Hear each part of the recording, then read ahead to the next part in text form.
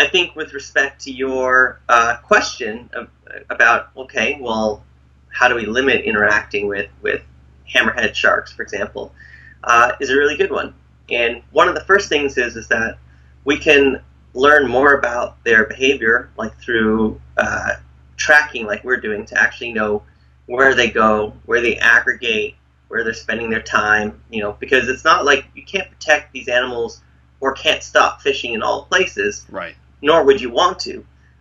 The idea is to, find these kind of hotspots where these sharks might be coming in to a certain area or coming inshore during a certain time of year, and say, okay, well, we can't maybe fish here at that time, or use specific types of fishing gear that might increases your chance of catching a hammerhead.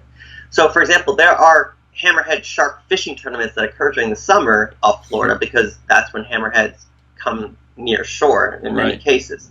So a lot of some of these fishing groups target that behavior. So we can use that same behavior to protect them.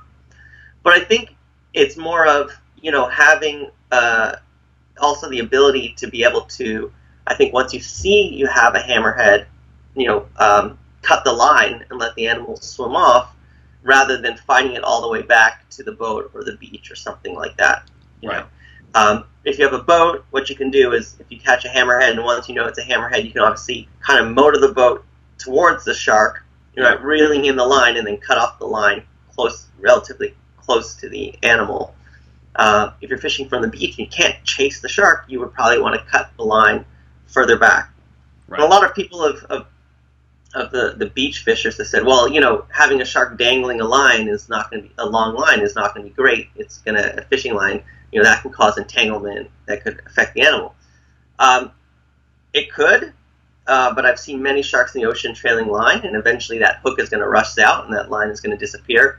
What I do know is that if you spend 3 hours fighting that shark to shore, it's going to die. Right. You fight it an hour and a half fighting that shark to shore, it's going to die. So bringing the shark to the point where you can remove the hook is, for a very long fight, is going to